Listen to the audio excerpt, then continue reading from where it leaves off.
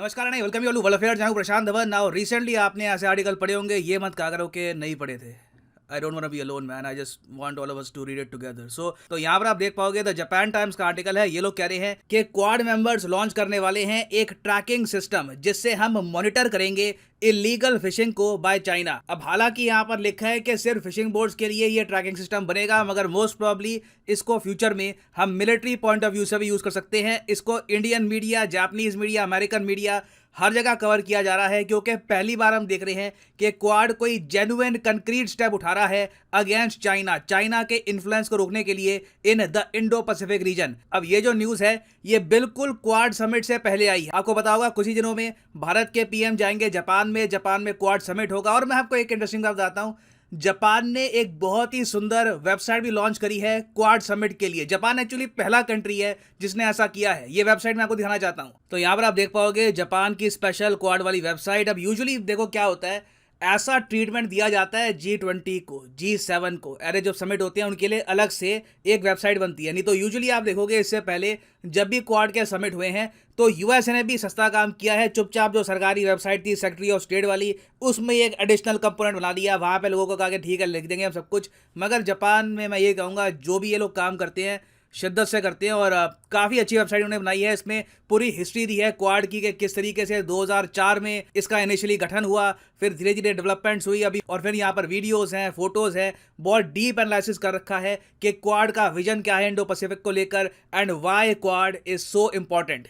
और इस बार का क्वाड समिट बहुत ही स्पेशल होगा क्योंकि आई इन द स्काई जो है, आसमान में क्वाड की जो अब आंखें हैं ये फॉर्मली स्टार्ट हो जाएंगी और ये आंखें प्राइमरली नजर रखेगी चाइनीज इलीगल फिशिंग पर in the Indo Pacific. Now ये सब कैसे किया जाएगा डिस्कस करते हैं इस टॉपिक को। मगर आगे बढ़ने से पहले आपसे एक क्वेश्चन पूछूंगा। प्रश्न यहाँ पे आपसे ये है कि रिसेंटली वो कौन सा देश है जिसने ये डिसाइड किया है कि एक आदमी जितनी फॉरेन करेंसी अपने पास रख सकता है इस अमाउंट को ये लिमिट करेंगे, कम करेंगे ताकि देश के आर्थिक हालात कुछ सुधर सके। ये है यहाँ पे आपकी option Pakistan, Ukraine, Nepal, Sri Lanka. Recently इस पर बहुत आर्टिकल्स पब्लिश हुए हैं। लिखेगा इसका आंसर कमेंट सेक्शन में, सही आंसर मैं आपको दूंगा वीडियो के एंड में। ऑलराइट, सो सबसे पहले तो यहाँ पे आप मुझसे एक बहुत ही बेसिक क्वेश्चन पूछ सकते हैं कि आज के समय इतनी सारी वेबसाइट्स हैं ऑनलाइन जहां पर जो भी कार्गो शिप कहीं पर जा रही है, कोई फिशिंग शिप कहीं पर जा रही है, उसका डेटा दिखता है। आप लिटरली आप रियल टाइम पे देख सकते हो कि ये शिप यहाँ से वहां जा रही है, ये शिप यहाँ पर मूवमेंट कर रही है।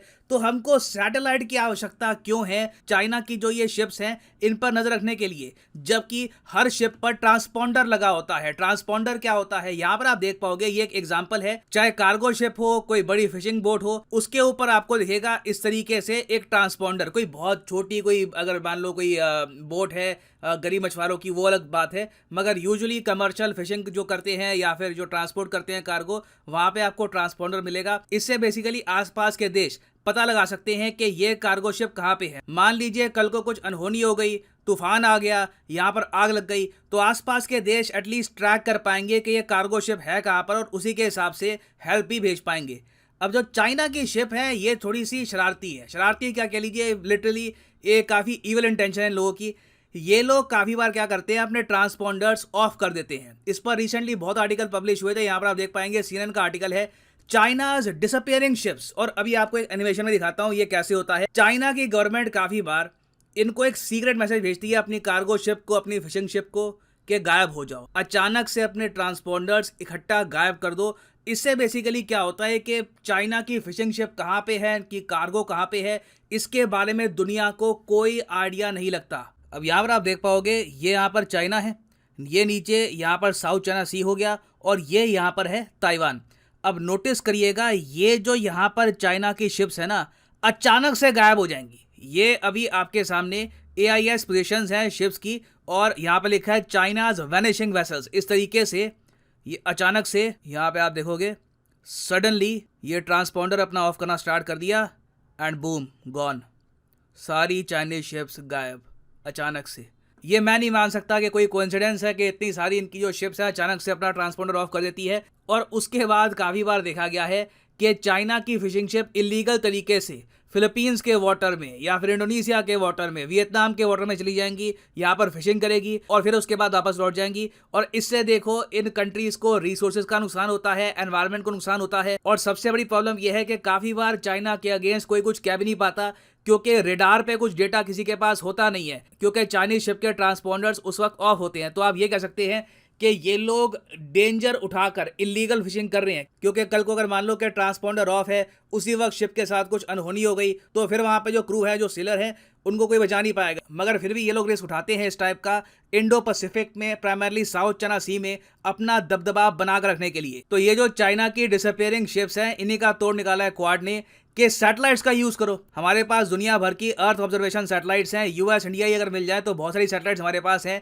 हम आराम से मॉनिटर कर सकते हैं। और ये जो डेटा हमारे पास मिलेगा, ये सिर्फ क्वाड कंट्रीज के लिए नहीं होगा। मेरा मानना है कि मोस्ट प्रोबेबली ये डेटा हम लोग शेयर करेंगे आसियान कंट्रीज के साथ, इंडो पैसिफिक में जो बाकी देश है उनके साथ, ताकि उनको पहले अंदाजा लग जाए कि चाइना की कार्गो शिप उनके वाटर में आ रही है, क्योंकि ट्रांसपॉन्डर ऑफ करके आएगी, आपको पता लगेगा नहीं। तो जब आपके पास सैटेलाइट डेटा होगा तो पहले ही आपका कोस्ट गार्ड तैयार रहेगा और आप उनकी इलीगल फिशिंग शिप को वहीं पर रोक सकते हैं। और ऑब्वियस सी बात है, चाइना क्वाड के इस स्टेप से खुश होगा नहीं। ये पहली बार है जब क्वाड लिटरली एक बड़ा स्टेप उठा रहा है अगेंस्ट चाइना। और मोस्ट प्रोबेबली यहाँ पर फिशिंग शिप के अलावा इन द फ्यूचर सीक्रेटली हम चाइना की जो मिलिट्री है इस पर भी नजर रख सकते हैं। इसकी हमारे पास ऑफकोर्स ऑप्शन है, बाकी उसको हम एक्सरसाइज करते हैं नहीं करते वो सिचुएशन पे डिपेंड करेगा।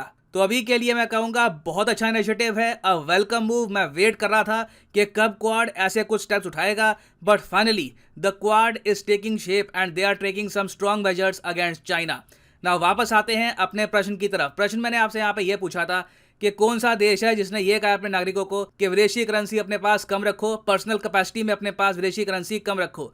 तो सही उत्तर इसका है ऑप्शन डी, द कंट्री और श्रीलंका। श्रीलंका बिल्कुल डूबने की कगार पे है। इन्होंने रिसेंटली फॉरेक्स क्राइसिस को मेंटेन करने के लिए foreign currency to private holders, इसकी जो लिमिट है ये $15,000 से कम करके $10,000 कर दी है। और फाइनली यहाँ पर मैं ये भी ऐड कर दूं कि आप किसी भी एग्जाम की तैयारी कर रहे हैं, चाहे UPSC, bank, SSC, NEET, IIT, JEE, आप परचेज कर सकते हैं अनअकैडमी के क्वालिटी कोर्सेज। सीधा जाओ कमेंट सेक्शन में, यहाँ पे आपको मिलेगा लिंक। अगर मान लीजिए फॉर एग्जाम्पल आप प्रिपेयर कर रहे हैं let's say for bank examinations, तो क्लिक करिए बैंक सब्सक्रिप्शन डायरेक्ट लिंक पर और यहाँ पे आपके सामने ये जो पेज है खुल जाएगा और इसके थ्रू आप यहाँ पर परचेज कर सकते हैं 12 महीने 24 महीने का कोर्स। और यहाँ पे ऑलरेडी कोड PD10 लगा हुआ है, जिससे प्राइसेस गिर चुके हैं। देखो, कोड जब आप PD10 नहीं लगाते तो प्राइसेस बढ़ जाएंगे, मगर जैसे ही कोड यहाँ पर आप PD10 लगाओगे the prices will start falling. So हमेशा use the code PD10 and save money. So इसी नोट के साथ यह है वीडियो का अंत। Thank you for listening and as always God bless you all.